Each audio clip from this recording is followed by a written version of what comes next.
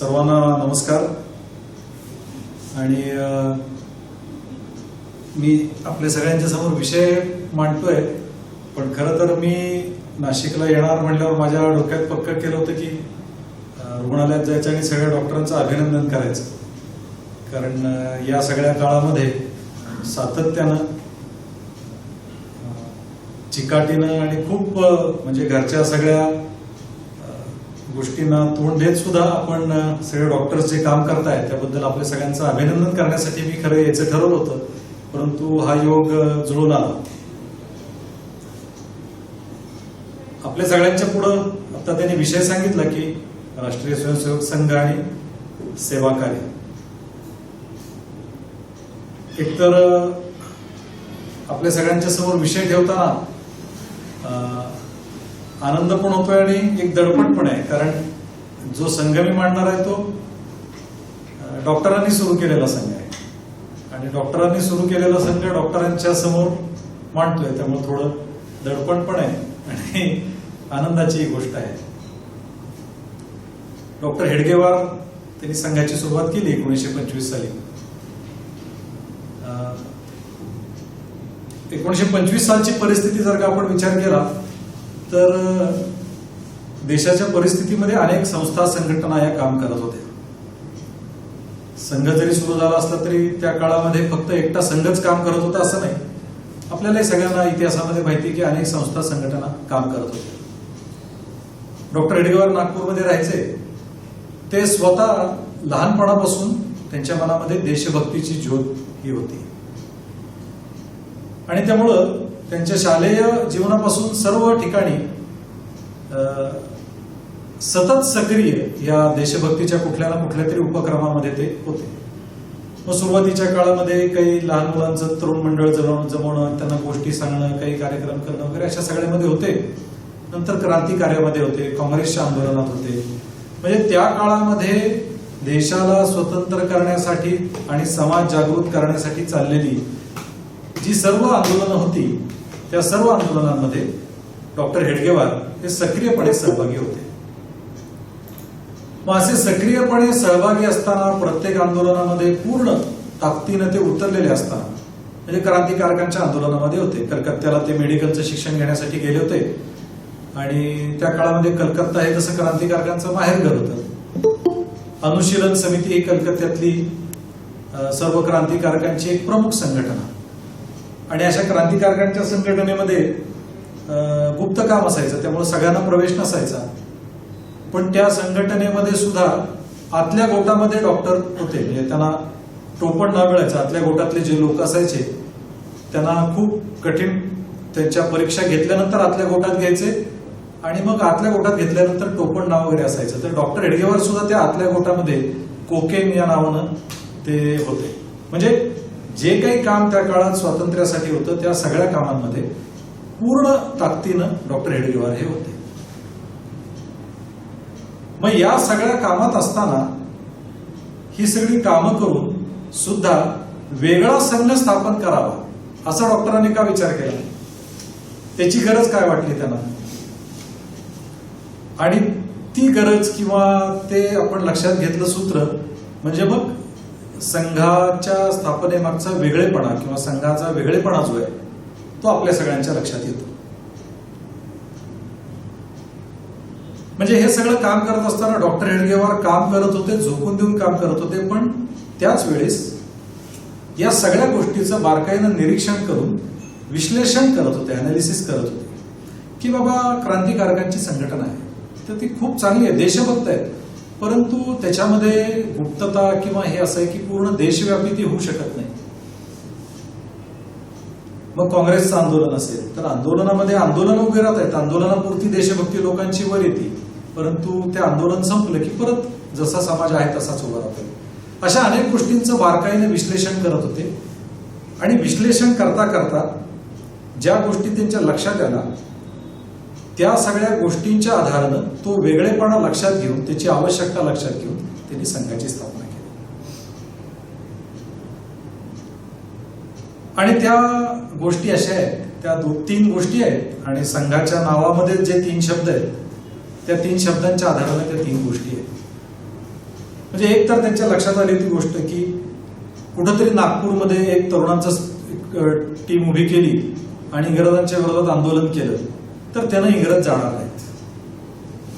कारण एवढा प्रचंड पसरलेला आपला देश आहे आणि एवढ्या प्रचंड पसरलेल्या देशामध्ये जर खरोखर काही काम करायचं असेल, इंग्रज जाण्याचं असू दे किंवा दुसरं कुठलंही काम असू दे, तर ते एका छोट्या टीमनं होणारं काम नाही. त्यासाठी संघटना आवश्यक आहे. देशव्यापी अशी संघटना असेल तर कुठलंही या देशामध्ये काम हे चांगल्या पद्धतीनं होऊ शकतं. म्हणून त्यांची पहिल्या लक्षात आलेली गोष्ट होती ती म्हणजे संघटनेची आवश्यकता. देशव्यापी, देशभर पसरलेली असेल अशा पद्धतीची. दुसरी गोष्ट त्यांच्या लक्षात आली की समजा असं कुठलंही काम आहे ते स्वतःच्या मनात आलं आपण करतो तर तेवढ्याने पुरेसं होणार नाही. असं काम देशव्यापी करायचं असेल, मोठं काम करायचं असेल तर तेवढ्या मोठ्या प्रमाणावर कार्यकर्ते पाहिजेत. आणि ते कार्यकर्ते सुद्धा नुसते एखाद्या कार्यक्रमापुरते, आंदोलनापुरते असं नाही, तर सदैव तत्पर, कोणत्याही वेळी कुठलंही काम करायला तयार, नित्य सिद्ध, एव्हर रेडी अशा स्वरूपाचे कार्यकर्ते पाहिजेत. ज्याच्यातून शब्द आला स्वयंसेवक. म्हणून संघटना आवश्यक आहे, स्वयंसेवक आवश्यक आहे. आणि या आंदोलनांमध्ये तिसरा मुद्दा जो त्यांच्या लक्षात आला होता तो म्हणजे राष्ट्रीयतेबाबतचा. की राष्ट्रीयता या शब्दाच्या बाबतीमध्ये किंवा एकूण या इंग्रज भारताची परतंत्रता या सगळ्या बाबतीमध्ये वेगवेगळ्या आंदोलनांमध्ये वेगळे वेगळे विचार होते. आणि डॉक्टरांची दृष्टी, डॉक्टर हेडगेवारांची दृष्टी ही कायम सकारात्मक आणि मूलभूत चिंतन करणारी होती. आणि त्यामुळं त्यांनी बघितलं की अनेक संस्था, संघटना आहेत पण त्यांच्या डोळ्यासमोर लक्ष काहीतरी छोटं आहे. एखाद्या छोट्या भागापुरतं त्यांच्या डोळ्यासमोर लक्ष आहे, समाजाच्या एका छोट्या गटापुरतं त्यांच्या डोळ्यासमोर लक्ष आहे. त्यामुळं त्यांच्या डोळ्यासमोर होतं की कुठलंही काम आपल्याला जर का करायचं असेल या देशाचं भलं करण्यासाठी तर सर्व छोट्या गोष्टींच्या वर उठून, संकुचिततेच्या वर उठून व्यापक राष्ट्रीय विचार केला पाहिजे. आणि तो विचार करताना त्यांच्या मनामध्ये चिंतन चालू होतं की अनेक जण म्हणायचे की इंग्रजांमुळे पारतंत्र्य आलं, इंग्रजांमुळे पारतंत्र्य आलं, इंग्रजांना हाकलून दिलं पाहिजे. डॉक्टरांचा विचार, डॉक्टरांचं चिंतन मूलभूत होतं. त्यामुळे त्यांनी जो विचार केला होता की इंग्रजांमुळे आपण परतंत्र नाही आहोत, आपल्या देशाच्या भल्यासाठी किंवा वाईटासाठी जबाबदार जो आहे तो इथला समाज आहे.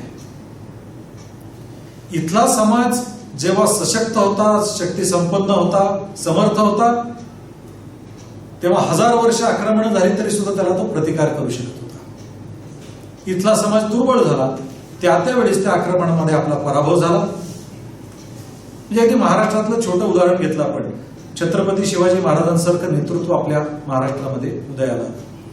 आणि त्यामुळं पारतंत्र्याची 350 वर्षाची गुलामीचे काळखंड सोडून महाराष्ट्रामध्ये एक स्वातंत्र्याचं आंदोलन उभं राहिलं. छत्रपतींच्या निधनानंतर छत्रपती संभाजी महाराजांचं निधन झालं, हत्या झाली. त्याच्यानंतर राजाराम महाराज तिकडे जिंजीच्या किल्ल्यामध्ये होते. आता तो काळ असा होता की स्वातंत्र्याच्या आंदोलनाची सुरुवात झाली होती. औरंगजेब महाराष्ट्रामध्ये येऊन बसलेला होता, राजा महाराष्ट्रामध्ये नव्हता, पण तरी सुद्धा समाज समर्थ, सक्षम असल्यामुळं समाजानं ते युद्ध खेळलं आणि आपल्या देशाला, आपल्या महाराष्ट्राला स्वतंत्र करायचा प्रयत्न केला. त्यामुळे डॉक्टरांच्या चिंतनामध्ये होतं की इथला समाज जो आहे तो राष्ट्रीय झाला पाहिजे, तो संघटित झाला पाहिजे. आणि त्यामुळे इथल्या समाजाला संघटित करण्यासाठी, इथल्या समाजाच्या मनामध्ये ज्या संकुचित भावना आहेत त्याच्यावर उठून त्याला राष्ट्रीय बनवण्यासाठी, त्याच्यामध्ये राष्ट्रीय चारित्र्याची निर्मिती करण्यासाठी संघटनेनं काम केलं पाहिजे. त्यामुळं आपल्या पारतंत्र्याला किंवा आपल्या अवनतीला दुसरं कोणी कारणीभूत नाही, आपला समाज आहे. कोणता समाज आहे की जो हजारो वर्ष या भूमीवर राहतोय, इथल्या सुखदुःखाशी हजारो वर्ष समरस आहे, हजारो वर्ष घाम गाळून ज्यानं या भूमीला सुजलाम सुफलाम बनवलंय, हजार वर्ष रक्त सांडून संघर्ष करून या भूमीला स्वतंत्र ठेवलंय, आपल्या ज्ञानानं या भूमीचं जीवन समृद्ध केलंय, इथलं समाज जीवन विकसित केलंय, असा जो समाज आहे की ज्याची निष्ठा या भूमीशी जोडलेली आहे, या राष्ट्राशी जोडलेली आहे, दुसरी निष्ठा कोणतीही नाही त्या समाजाला, ज्याचं सुख दुःख या देशाच्या स्वातंत्र्यावर अवलंबून आहे किंवा या देशाच्या सुखदुःखाशी ज्या समाजाचं सुखदुःख अवलंबून आहे, असा समाज तो संघटित केला पाहिजे. आणि ते कार्य हे राष्ट्रीय कार्य आहे. ते जोपर्यंत होत नाही, हा समाज असा समृद्ध, शक्तिसंपन्न, निरोगी, निर्दोष, संघटित होत नाही, एका दिशेला तोंड करून उभारत नाही, तोपर्यंत आपण कुठलंही काम केलं तरी ते तात्पुरतं होईल. आता आपण सगळे डॉक्टर आहोत आणि आपल्या सगळ्यांना माहिती आहे की पेशंटवर आपण ट्रीटमेंट करतो. तर सिम्पटम्सवर ट्रीटमेंट करणं एक भाग आहे आणि दुसरं त्याच्यात जे कारण आहे, रूट कॉज जे आहे, तर त्या रूट कॉजवर ट्रीटमेंट करणं हा दुसरा भाग आहे. डॉक्टर हेडगेवारांची दृष्टी हीच होती की सिम्पटम्सवर, पारतंत्र्यावर आपण काम करून चालणार नाही, ज्याच्यामुळं वारंवार आपला समाज हा या आक्रमणांच्या पुढे बळी पडतोय, त्याच्यावर काम केलं पाहिजे. या समाजामधलं एक पुरुषार्थ जागावला पाहिजे. समाजामध्ये पूर्ण आपला देश, आपलं राष्ट्र याच्याबद्दलचं एक भावना निर्माण केली पाहिजे आणि ते कार्य हेच राष्ट्रीय कार्य आहे. म्हणून राष्ट्रीयतेच्या निर्मितीमध्ये, राष्ट्रीय चारित्र्याच्या निर्मितीमध्ये आपण प्रयत्न केले पाहिजे, अशी तिसरी गोष्ट त्यांच्या लक्षात आली. आणि त्यामुळे एका अर्थाने या 3 शब्दांच्या भोवती त्यांनी काम उभं केलं. हे 3 शब्द म्हणजेच आपलं वेगळेपण आहे. हा राष्ट्रीय भाव निर्माण करणं, राष्ट्रीय चारित्र्य इथल्या समाजामध्ये निर्माण करणं, हेच राष्ट्रीय कार्य आणि ते आपण करूया, हे त्यांनी ठरवून काम सुरू केलं.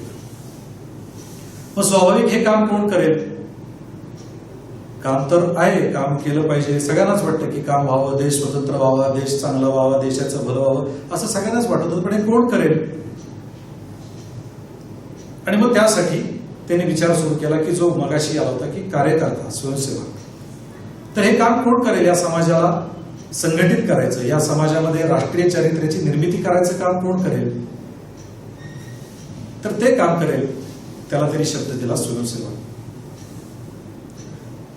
आता त्या काळामध्ये जे सगळे सामाजिक कार्यकर्ते होते, त्या सगळ्या सामाजिक कार्यकर्त्यांशी डॉक्टर हेडगेवारांचा खूप जवळून संबंध होता आणि तो संबंध असल्यामुळे त्या सगळ्यांच्या स्वभावाचं बारकाईनं निरीक्षण करत होते. आणि ते करता करता जे कार्य आपल्याला उभं करायचंय त्याच्यासाठीचा कार्यकर्ता कसा पाहिजे, स्वयंसेवक कसा पाहिजे, ते चित्र सुद्धा डॉक्टरांच्या डोळ्यासमोर स्पष्ट होतं. आणि त्यामुळं एक वेगळ्या वेगळ्या गुणांची कल्पना त्यांनी केलेली होती. म्हणजे त्यांनी बघितलं होतं की आपल्या समाजामध्ये वैयक्तिक दृष्ट्या एकदम चांगलं चारित्र्य असलेले लोक आहेत की त्यांचं चारित्र्य चांगलं आहे, कुणाच्या अध्यात्म नाहीत, मध्यात्म नाहीत, सगळं एकदम व्यवस्थित करतात, परंतु समाजाच्या कामामध्ये ते सक्रिय आहेत का? तर असं खूप कमी लोक होते. म्हणून हे त्यांच्या डोळ्यासमोर स्वयंसेवकाच्या मधलं कॉम्बिनेशन होतं की सक्रिय पण निस्वार्थी. कारण ते बघत होते की एकतर जे निस्वार्थी आहेत, जे चारित्र्य त्यांचं वैयक्तिक चांगलं आहे, तर त्यांचं वैयक्तिक चारित्र्य चांगलं आहे, परंतु ते समाजाच्या कामामध्ये पुढे येत नाहीत, देशाला स्वतंत्र करण्यासाठी पुढे येत नाहीत. नको म्हणतात, माझं आपलं चाललंय ते बरं चाललंय म्हणतात. आणि जे सक्रिय आहेत, जे सामाजिक कार्यामध्ये सक्रिय आहेत, तर ते सगळेच असं नाही, परंतु ते त्यांच्या सक्रियतेमध्ये काही ना काहीतरी एखादी इच्छा आहे. मग कुणाला तरी एखाद्या पदाची इच्छा आहे, कुणाला तरी प्रसिद्धीची इच्छा आहे. तर आजच्यासारखं सामाजिक कार्यकर्त्यांच्या मध्ये त्या काळामध्ये पैशाची हाव नव्हती, परंतु प्रसिद्धी असेल, पद असेल, प्रतिष्ठा असेल, सन्मान असेल, अशा कशाचा ना कशाचा तरी स्वार्थ हा अनेकांच्या मनामध्ये सामाजिक कार्यामध्ये होता. म्हणून या कामासाठी जो स्वयंसेवक पाहिजे त्यासाठीच एक कॉम्बिनेशन त्यांच्या मनामध्ये होतं, ते म्हणजे सक्रिय पण निस्वार्थ. मनामध्ये स्वार्थाची किंचितही भावना नाही. आणि त्याचं उदाहरण स्वतः डॉक्टर हेडगेवारांचंच होतं. म्हणजे ते 1914 साली जेव्हा डॉक्टर बनून कलकत्त्यावरून परत आले, त्यावेळेस त्या काळातला जो नागपूर होतं आणि नागपूरचा तो विदर्भ आणि मध्य भारत असं मिळून साधारण म्हणजे आजचा मध्य प्रदेश, छत्तीसगड आणि विदर्भ असं एवढा सगळा तो मोठा CP and Berar, central province and Vidarbha असा तो भाग होता. त्यामध्ये डॉक्टर जेव्हा कलकत्त्यावरून परत आले त्यावेळेस साधारण 108 डॉक्टर्स होते या एवढ्या सगळ्या प्रचंड मोठ्या भागामध्ये. आता डॉक्टर हेडगेवारांच्या घरची परिस्थिती अशी होती की सकाळी जेवलं तर संध्याकाळी जेवायला मिळेल का नाही याची शाश्वती नाही. मग अशा परिस्थितीमध्ये डॉक्टरांनी जर का प्रॅक्टिस सुरू केली असती तर पैसे मिळवणं तर हे अगदी सहज शक्य होतं त्यांना. तो निस्वार्थ पण सक्रिय हे जे कॉम्बिनेशन आहे ते स्वतः डॉक्टर त्याचं उदाहरण होते. म्हणजे त्यांचे मित्र त्यांना म्हणायचे, तुम्ही तर डॉक्टर झाले, घरात अशी परिस्थिती आहे, तुम्ही प्रॅक्टिस करा, पैसे कमवा. तर डॉक्टरांनी स्पष्टपणे सांगितलं की मी माझ्या स्वतःसाठी काहीही करणार नाही. या जे काही मला करायचं, जे काही मला करण्यासारखं ते आपल्या देशासाठी मी करेन. त्यामुळं घरची परिस्थिती अत्यंत बिकट असताना शेवटपर्यंत आयुष्याच्या तशीच परिस्थिती होती, परंतु डॉक्टरांनी स्वतः कधी प्रॅक्टिस केली नाही, पैसा कधी कमावला नाही. त्यामुळे हे निस्वार्थ परंतु सक्रिय. दुसरं एक कॉम्बिनेशन त्यांच्या डोळ्यासमोर होतं ते म्हणजे प्रामाणिक पण झोकून देऊन काम करणार. म्हणजे हे पण त्यांच्या लक्षात होतं की सामाजिक कामामध्ये जे कार्यकर्ते आहेत तर अनेक जण प्रामाणिक आहेत, परंतु काम कसं करतात, जमेल तसं करतात, जमलं तर करू, नाही आता मला जमणार नाही. तर या देशाचं संकट असं आहे. आणि डॉक्टर काय उदाहरण सांगायचे की अरे आपली आई आजारी आहे, तर आपली आई आजारी असताना आपण असं म्हणू का नाही मला आता जमलं नाही, मी जर जमलं तर आईला दवाखान्यात घेऊन जाईल, असं आपण म्हणत नाही. त्या प्रसंगामध्ये, अशा प्रसंगामध्ये आपण पूर्ण झोकून देऊन काम करतो. आपली जे काही शक्ती आहे, आपलं तन मन धन आहे ते पूर्ण झोकून त्याच्यामध्ये ओततो. त्यामुळे एकतर प्रामाणिकपणा पण पाहिजे, पण त्या प्रामाणिकपणामध्ये पुढं कातडी बचावपणा नाही की सामाजिक काम करताना, समाजाचं काम करताना जो स्वयंसेवक आहे तर तो कुठं अंग वाचवणारा नाही, पूर्ण झोकून देणार. आपल्या ज्या काही शक्ती आहेत त्या पूर्ण शक्ती सामाजिक कामामध्ये ओतून काम करणारा पाहिजे. आणि त्याचं उदाहरण आपल्याला पाहायलाही मिळतं. म्हणजे आताच्या करोनाच्या सगळ्या काळामध्ये आपण सगळेही काम करतो आणि आपल्या सगळ्यांना पाहायलाही मिळतं की देशभर जेव्हा पहिल्या दुसऱ्या लॉकडाऊनमध्ये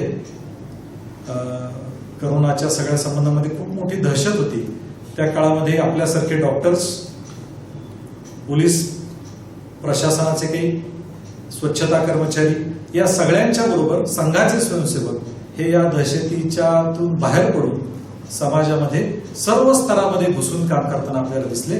कारण प्रामाणिकपणा पण आहे, पण त्याच्याबरोबर कातडी बचावपणा नाहीये. या संकटामध्ये माझं कसं होईल, काय होईल, मला तर होणार नाही ना, माझ्या घरच्यांना तर होणार नाही ना, अशी कुठलीही काळजी, कुठलीही भीती न बाळगता समाजाच्या संकटामध्ये पूर्ण झोकून देणार असे स्वयंसेवक.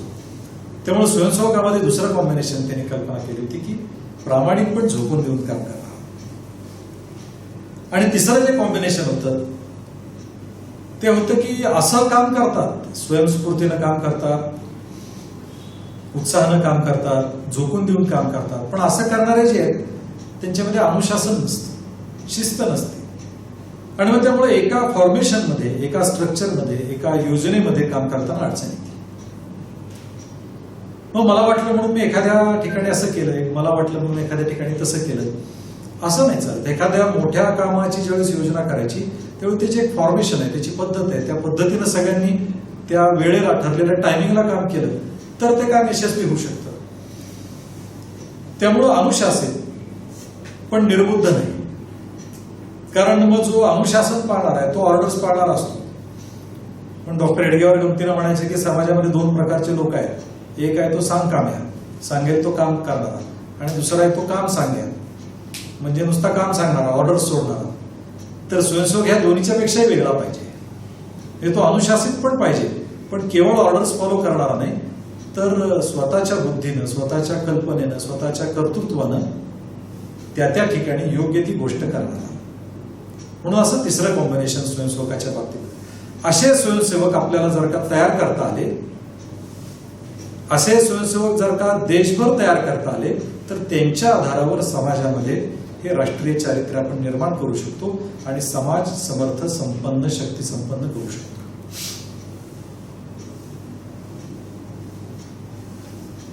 यामध्ये असे स्वयंसेवक तयार करणं तर डॉक्टर हेडगेवारांच्या डोळ्यासमोर होतं की आपण करू शकतो. म्हणजे त्याच्यातही डॉक्टरांचा जो विचार होता की आपण जिथं भेटू, आपण जिथं प्रवास करू, आपण जिथं मांडणी करू, आपण जिथं संवाद करू, तर त्या माध्यमातून असे स्वयंसेवक आपल्याला मिळत जातील.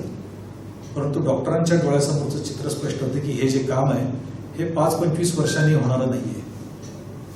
एवढ्या मोठ्या समाजाला इतका जुना रोग आहे, क्रॉनिक ज्याला म्हणता येईल, अशा वेळेस हे दीर्घकाळ चालणारं काम आहे. आणि त्यामुळे हे जे असे स्वयंसेवक आहेत हे तयार झाले पाहिजेत आणि नुसते एकदा तयार होऊ नये, तर तयार होण्याची सतत प्रोसेस चालू राहिली पाहिजे, ती सातत्यानं चालू राहिली पाहिजे. आणि त्यामुळे डॉक्टरांनी जी प्रक्रिया सुरू केली, संघाची एक पद्धती विकसित केली, त्याचं उदाहरण आपल्याला सारखं सांगायचं झालं तर आपल्या सगळ्याला माहिती आहे की आपण परीस हा शब्द ऐकलाय की परीसाचा स्पर्श झाला तर लोखंड आहे, त्या लोखंडाला परीसाचा स्पर्श झाला तर त्याचं सोनं होतं. पण डॉक्टर हेडगेवारांनी संघाची कार्यपद्धती अशी विकसित केली की परीसाचा स्पर्श लोखंडाला झाला तर त्या लोखंडाचा पण परीस होतो. कारण लोखंडाचं सोनं झालं तर ते सोनं ज्या लोखंडाला स्पर्श करेल त्याच्यामध्ये ती ताकद नाहीये. पण संघाची कार्यपद्धती अशी की संघाच्या कार्यपद्धतीमध्ये जो स्वयंसेवक तयार होतो त्याच्यामध्ये अधिक स्वयंसेवक, नवीन स्वयंसेवक तयार करण्याची, आपल्यासारखे तयार करण्याची ताकद, नवीन परीस तयार करण्याची ताकद ह्या कार्यपद्धतीमध्ये आहे. आणि ती कार्यपद्धती सुद्धा डॉक्टर हेडगेवारांनी निर्माण केली. आणि त्यामुळे असे स्वयंसेवक गेले 90-95 वर्ष सातत्यानं निर्माण होताना आपल्याला दिसत आहे. त्यामुळे हे काम पुढं चाललंय आणि वाढत चाललंय. आणि त्यामुळं हे काम करतील स्वयंसेवक, परंतु हे स्वयंसेवक करतील तर हे स्वयंसेवकांचं काम हे छोटं काम नाहीये, एकट्या दुकट्याचं काम नाहीये, कमी संख्येचं काम नाहीये. त्याच्यासाठी आवश्यक आहे संघटना, म्हणून संघटन, संघ. आणि म्हणून संघटन हे अशा पद्धतीच्या स्वयंसेवकांचं उभं राहिलं पाहिजे सुरुवातीला, आणि स्वयंसेवकांच्या माध्यमातून समाज संघटित झाला पाहिजे. आणि संघटना म्हणजे काय? मग संघटना उभी करायची तर संघटनेच्या बाबतीमध्ये सुद्धा एक त्रिसूत्री डॉक्टरांच्या डोळ्यासमोर होती.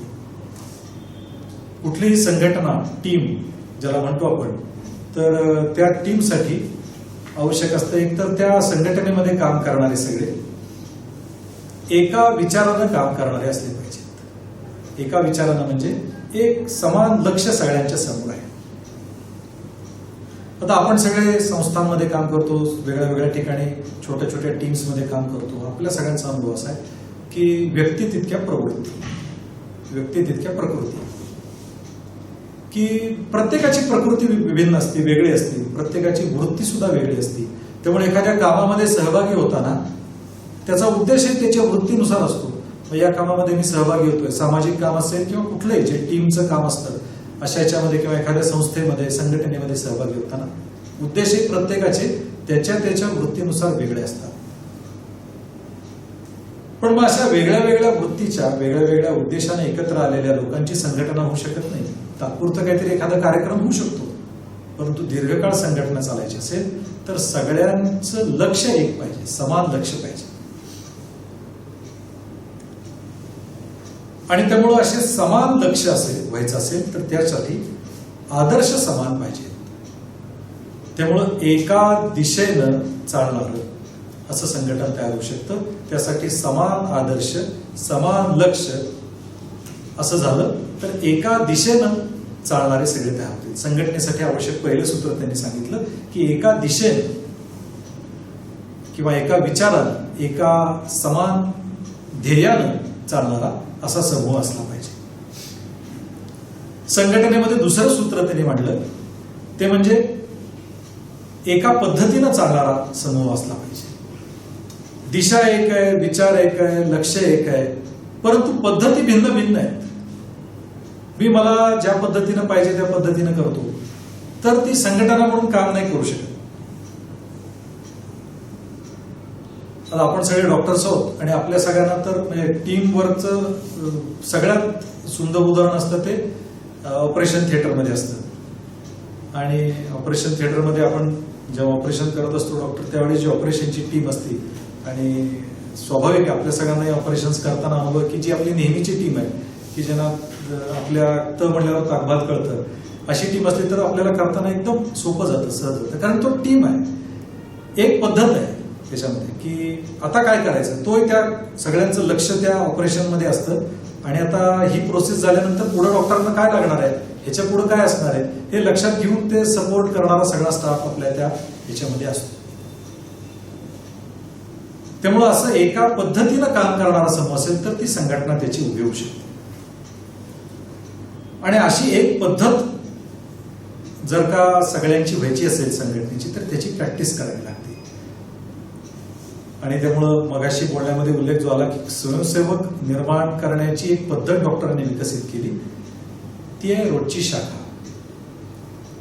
आणि त्या रोजच्या शाखेवर किंवा रोजच्या एकत्रीकरणावर जसं वैयक्तिक चारित्र्य निर्मितीच्या बाबतीमध्ये आपण प्रक्रिया होती, तसंच एक पद्धत विकसित होणं, सगळे एका पद्धतीनं वागतील, ती पद्धत विकसित होण्याचं काम पण त्या संघाच्या कार्यपद्धतीमध्ये आहे. त्यामुळे हा दुसरं सूत्र त्यांनी त्यांच्या डोळ्यासमोर होतं की एका विचारानं किंवा एका दिशेनं, एका पद्धतीनं. आणि तिसरं सूत्र जे आहे ते हे सगळं ठीक आहे, एका पद्धतीनं, एका विचारानं किंवा एका दिशेनं सगळे चालत आहे, परंतु या दोन्ही गोष्टी व्हायच्या असतील तर त्याच्यासाठी आवश्यक आहे तिसरी गोष्ट महत्वाची, ती म्हणजे एक दिलानं काम करणारे असले पाहिजे, तर ती संघटना उभी राहते. कारण मग आपल्याला मोठं काम करताना किंवा एखाद्या संस्था संघटनेमध्ये काम करताना अनुभव येतो की ठीक आहे, सगळ्यांचं त्या कार्यक्रमाचं लक्ष एक आहे, परंतु मन जुळलेली नाही. मन जुळलेली नसतील तर मग ते काम करताना आनंद येत नाही, मग त्याच्यामध्ये फाटे फोडतात, संघर्ष होतात, गटतट पडतात आणि मग नवे का जुने, हे का ते, असे सगळे त्याच्यामध्ये चालू होतात.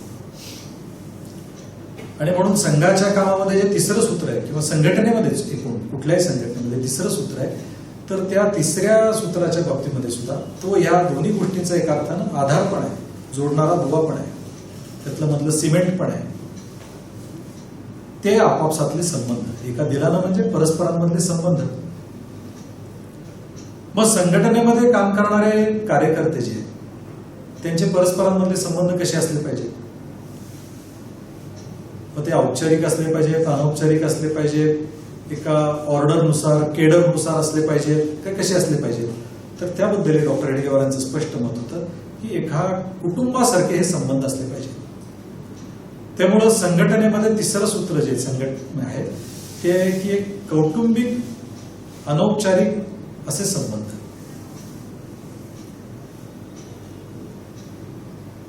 आपल्याला संघामध्ये काम करताना म्हणजे आपण छोट्या छोट्या संघटना संस्थांमध्ये काम करताना सुद्धा अनुभव येतात की पुष्कळ वेळा मतभिन्नता होत राहतात आणि त्याच्यावरनं संघर्ष, छोट्या छोट्या गोष्टींवरनं इगो क्लॅश वगैरे असे होत राहतात.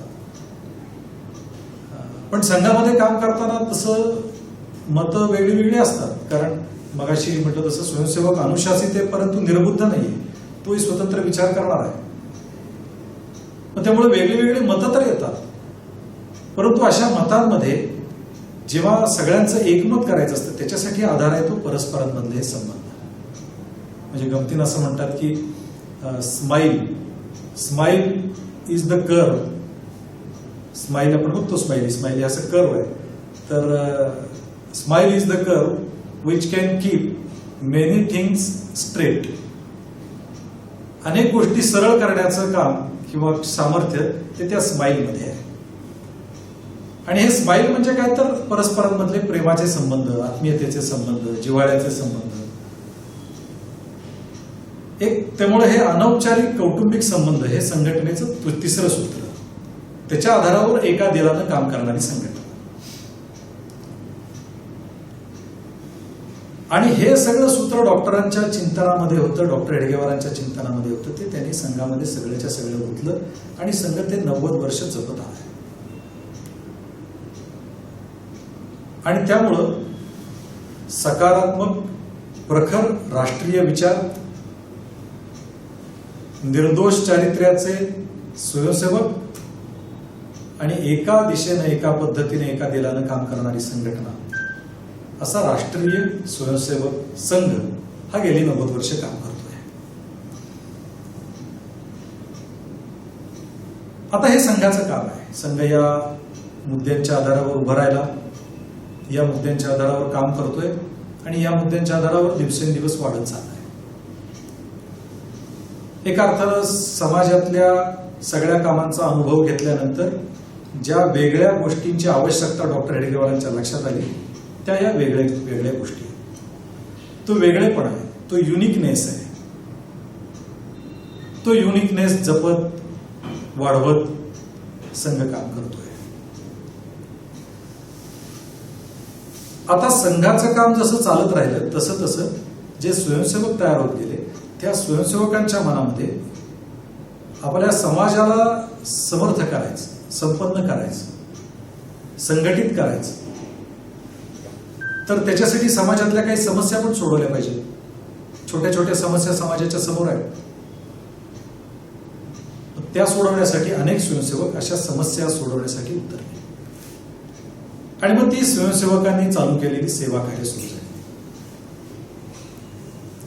सेवा कार्यांची रचना ही त्या स्वयंसेवकांच्या क्षमतेनुसार, त्यांना जाणवलेल्या समस्येनुसार वेगळी वेगळी राहिली, परंतु प्रेरणा मूळ संघाची होती. आणि त्यामुळं देशभरामध्ये अशी स्वयंसेवकांनी सेवा कार्य सुरू केली, अशी खूप मोठ्या प्रमाणावर सेवा कार्य. आज त्याचा आकडा 1,30,000च्या वर सेवा कार्याचा आकडा आहे. जसे आपण सगळे डॉक्टर एकत्र आलो आणि डॉक्टरी पेशामध्ये प्रवेश करताना आपण काम तर करायचं, परंतु काम करताना काहीतरी वेगळा विचार, युनिक विचार आपल्या सगळ्यांच्या मनामध्ये आला. तो आपल्याला मिळाला डॉक्टर हेडगेवार हॉस्पिटलच्या संपर्कामध्ये, की काम करायचं समाजाचं, पण काहीतरी वेगळ्या पद्धतीने करायचं. अशाच पद्धतीनं ही सगळी सेवा कार्य उभी राहिली. आणि मग समाजाच्या पुष्कळ समस्या आहेत. इतका मोठा समाज आहे, समाजाच्या समस्या पुष्कळ आहेत आणि त्या समस्यांना तोंड देण्यासाठी ते कार्य उभं राहिलं.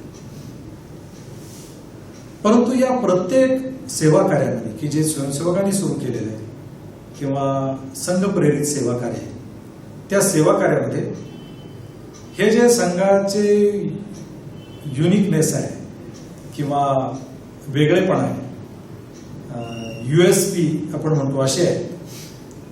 तर हे सगळे त्या सेवा कार्यांमध्ये आपल्याला पाहायला मिळतात. म्हणजे या सगळ्या सेवा कार्यांमध्ये जो राष्ट्रीय विचार संघाचा आहे, तर त्या राष्ट्रीय विचारामधला जो छोट्या छोट्या संकुचित भेदांच्या वर उठून समाजाचा व्यापक विचार करणं, असं व्यापक समाजहित हे या प्रत्येक सेवा कार्यामध्ये आपल्याला पाहायला मिळतं. जो राष्ट्रीय विचार संघाने केला त्याचंच प्रतिबिंब आपल्याला आहे की कुठलीही सेवा कार्य असेल स्वयंसेवकांनी चालवलेलं, संघाच्या प्रेरणेने चाललेलं, त्याच्यामध्ये हा संकुचित भाव नाही, व्यापक समाजाचा विचार करून समाजहिताचा विचार आपल्याला पाहायला मिळतो. संघाच्या वेगळेपणामध्ये USP मध्ये स्वयंसेवकत्व हा जो दुसरा भाग होता, तर ते सुद्धा आपल्याला या प्रत्येक सेवा कार्यामध्ये पाहायला मिळतं की जे डॉक्टर हेडगेवारांना अपेक्षित स्वयंसेवक होता, तसे स्वयंसेवक की निस्वार्थपणे परंतु सक्रियपणे, अनुशासित परंतु निर्बुद्धपणे नाही, आपल्या आपल्या कल्पना, कर्तृत्व याच्या आधारात प्रामाणिकपणानं पण झोकून देऊन काम करणारे असे स्वयंसेवक ह्या सेवा कार्यामध्ये, ते सगळं आपल्याला तसंच्या तसं पाहायला मिळतं. आणि त्यातला जो दुसरा भाग मी सांगितला ना, तो सुद्धा आपल्या सेवा कार्यामध्ये आपल्याला पाहायला मिळतो की परिसाचा जो मी मुद्दा सांगितला, की आपल्या सर्व सेवा कार्यांमध्ये आपली दृष्टी काय आहे, की ठीक आहे, मला समाजाची एखादी समस्या जाणवली आणि त्या समस्येवर मी काम करतोय, खूप तळमळीनं काम करतोय, मग समाजाच्या त्या समस्येवर काम करून ज्यांना गरज आहे त्याची गरज पूर्ण करतोय, त्यांची सेवा करतोय. मी सेवा करणारा ते सेवित असं आहे. तर आपल्याकडं सेवा कार्याचे 3 स्तर सांगितले की एखाद्या कामामध्ये एखादा गरजू आहे त्याला मदत करून त्याची गरज भागवणं हे सेवा कार्य आहे. पण हे साध्या स्तरावरचं सेवा कार्य आहे. एखादा गरजू आहे त्याला मदत करायची, अशी मदत करायची की तो गरजू जो आहे तो स्वावलंबी झाला पाहिजे. हे त्याच्यापेक्षा थोडं वरच्या स्तराचं सेवा कार्य आहे. परंतु त्याच्याही वरच्या स्तराचं सेवा कार्य असं आहे की ज्याची आपण मदत करतो, ज्याला आपण मदत करतो, ज्याची गरज पूर्ण करतो, त्याची गरज पण भागली पाहिजे, तो स्वावलंबी पण झाला पाहिजे. इतकंच नाही तर तो सुद्धा पुढे सेवा करणारा झाला पाहिजे. हे एका अर्थानं आपण म्हणतो की श्रेष्ठ सेवा कार्य. जी स्वयंसेवकत्वाची कल्पना, जो परिस्पर्श आहे की जो संघाचा स्वयंसेवक आहे तो ज्याला स्पर्श करेल तो सुद्धा स्वयंसेवक होईल आणि त्याच्यामध्ये सुद्धा नवीन स्वयंसेवक बनवण्याची ताकद येईल. तीच कल्पना ही आहे की आपल्या सेवा कार्यामध्ये आपल्या कर्तृत्वानं, आपल्या कामानं, आपल्या परिश्रमानं आपण ज्यांची सेवा करतो त्यांची गरज पण पूर्ण होईल. आणि इतकंच नाही तर आपल्या मनातला जो सेवाभाव आहे तो जसाच्या तसा त्यांच्या मनात सुद्धा ट्रान्सफर होईल, इग्नाइट होईल. तर त्याच प्रकारानं, त्याच भावनेनं ही सगळी सेवा कार्यांमध्ये सुद्धा आपल्याला ते पाहायला मिळतं. आणि तिसरा जो भाग आहे तो सेवा कार्यांमध्ये आपल्याला पाहायला मिळतो जो संघटनेमध्ये आहे, तो म्हणजे परस्परांमधला ताळमेळ. संघटना म्हणजे परस्परांमधला ताळमेळ, परस्परांमधला सुसंवाद, परस्परांमधलं एक आत्मीय, अनौपचारिक कुटुंबाचं वातावरण. हे सगळं त्या सर्व सेवा कार्यांच्या टीममध्ये आपल्याला पाहायला मिळतं. त्यामुळे ही जी 1 लाख 1.5 लाख सेवा कार्य स्वयंसेवकांनी चालू केलेली संघाच्या प्रेरणेनं, समाजाच्या मदतीनं अशी जी सेवा कार्य चालू केलेली आहेत त्याच्यामध्ये हे 3ही गुण की जे राष्ट्रीय स्वयंसेवक संघाचे वेगळेपण म्हणून आपण सांगतो, ज्याची गरज लक्षात घेऊन संघ स्थापन झाला, ते 3ही गोष्टी आपल्याला इथं पाहायला मिळतात. त्यामुळे अशी ही सेवा कार्य आहे. आणि अशापैकीच आपलं हे एक गुरुजी रुग्णालयाचं काम आपण सगळेजण करतो. तर ह्या 3ही गोष्टी किंवा हे सर्व गुण आपल्या या कामामध्ये आपल्याला ते जपायचे, ते वाढवायचे, ते लक्षात घ्यायचे, समजून घ्यायचे आणि ते आपल्या कामामध्ये अधिक चांगलेपणाने किंवा अधिक प्रकर्षाने कसे येतील यासाठी आपण सगळ्यांनी प्रयत्न करायचा. आता संघाच्या वेगळेपणामध्ये अजून एक आहे बरं का, म्हणजे डॉक्टर हेडगेवारांच्या कल्पनेमध्ये संघाच्या वेगळेपणामध्ये अजून एक गोष्ट होती, तर ती पण आपण सगळ्यांनी लक्षात घेतली पाहिजे. ती एक शेवटची गोष्ट सांगतो आणि थांबतो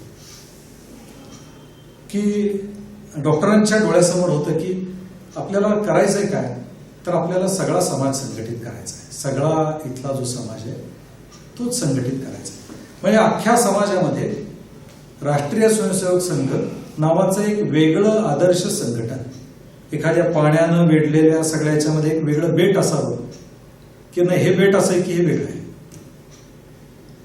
असं ते अपेक्षित नव्हतं डॉक्टर हेडगेवारांना.